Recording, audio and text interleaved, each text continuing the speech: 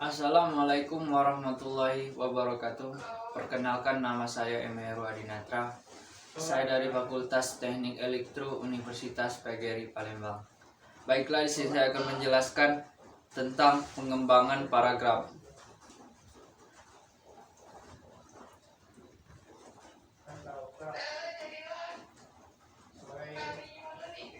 Pengembangan paragraf. Sebelumnya sudah kita ketahui bahwa paragraf membahas mengenai sebuah topik atau tema. Setiap kalimat dalam rangka paragraf bertumpu pada satu pokok pembicaraan. Paragraf merupakan bagian dari karangan atau bagian dari tuturan atau pokok pembicaraan yang terdiri dari satu kalimat utama dan beberapa kalimat penjelas. Metode pengembangan paragraf. Pengembangan paragraf adalah suatu paragraf yang menghendaki adanya pengembangan atau pembahasan yang berintikan kalimat utama.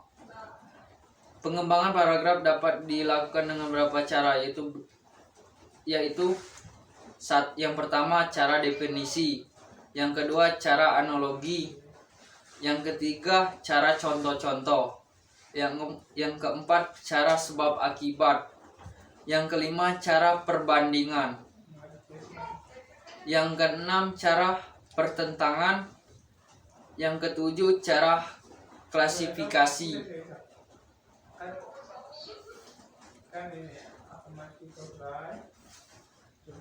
Implementasi paragraf pada jenis tulisan.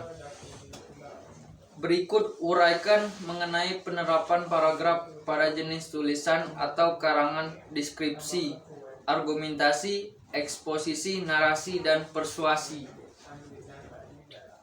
Yang pertama, deskripsi. Deskripsi adalah karangan yang sifatnya melukiskan, menggambarkan sesuatu dengan jelas dan terperinci. Tujuannya ialah memberikan pelukisan atau gambaran tahap sesuatu dengan sejelas-jelasnya sehingga pembaca seolah-olah terlihat, mendengar, dan merasakan hal yang dideskripsikan. Yang kedua, argumentasi. Argumentasi adalah karangan yang mengutarakan gagasan, pendapat, dan ide, menyertakan alasan-alasan dengan tujuan untuk meyakinkan orang lain atau pembaca terhadap gagasan, pendapat, dan ide yang diungkapkan penulis. Yang ketiga, eksposisi.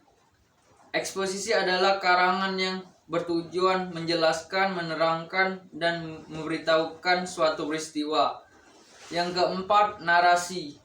Narasi adalah karangan yang mengisahkan suatu peristiwa yang disusun secara kronologis atau sistematika waktu.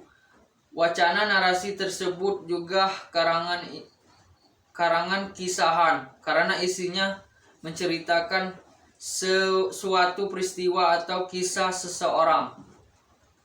Yang kelima, persuasi. Persuasi adalah karangan yang sifatnya memengaruhi, mengajak, dan menganjurkan sesuatu pada orang lain atau pembaca untuk berbuat atau bertindak sesuai dengan harapan penulis. Jenis-jenis paragraf. Berdasarkan letak kalimat utamanya, paragraf ada 4 macam. Yang pertama, pikiran utama pada posisi awal paragraf.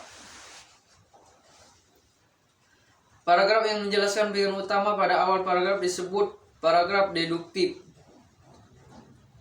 Yang kedua, pikiran utama pada akhir paragraf. Paragraf yang meletakkan pikiran utama pada akhir paragraf disebut induktif. Yang ketiga, pikiran utama pada awal dan akhir paragraf. Paragraf yang meletakkan pikiran utama pada awal dan akhir paragraf disebut paragraf deduktif induktif. 4. Paragraf dengan pikiran utama tersirat. Yang keempat, paragraf dengan pikiran utama tersirat. Ada paragraf yang tidak secara tersirat mengundang pikiran utama tertentu. Semua kalimat yang menyusun paragraf sama pentingnya dan bekerja sama menggambarkan pikiran yang terdapat dalam paragraf. Kalimat-kalimat itu merupakan suatu kesatuan isi paragraf tanpa kalimat utama dipakai dengan tulisan deskripsi dan naratif. Metode pengembangan paragraf. Yang pertama, pengembangan alamiah. Pengembangan paragraf yang berciri alamiah didasarkan pada fakta, spesial, dan kronologi. Yang kedua, pengembangan deduksi induksi. Pengembangan paragraf dengan model deduksi dimulai dari suatu gagasan yang sifatnya umum dan diikuti dengan perincian-perincian yang sifatnya khusus dan terperinci. Yang ketiga, pengertian analogi. Pengembangan paragraf dengan cara analogis lazimnya dimulai dari sesuatu yang sifatnya umum, sesuatu yang banyak dikenal oleh publik. Yang keempat, pengembangan klasifikasi. Paragraf yang dikembangkan dengan mengikuti prinsip klasifikasi juga dapat memudahkan pembaca dan memahaminya isinya. Yang kelima, pengembangan komparatif atau kontrastif. Sebuah paragraf dengan karangan ilmiah juga dapat dikembangkan dengan cara diperbandingkan dimensi kesamaannya. Yang keenam, pengembangan sebab akibat. Sebuah paragraf dapat dikembangkan dengan model sebab akibat atau sebaliknya, akibat sebab. 7. Pengembangan klimaks antiklimaks.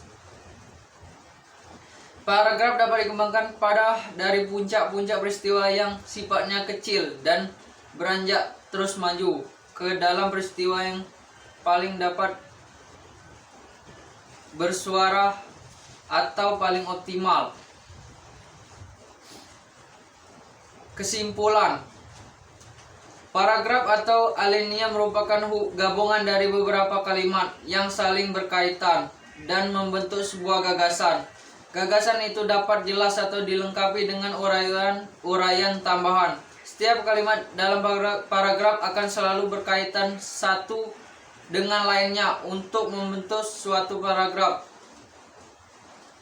Baiklah, itu saja penjelasan dari saya. Akhir kata, Assalamualaikum warahmatullahi wabarakatuh.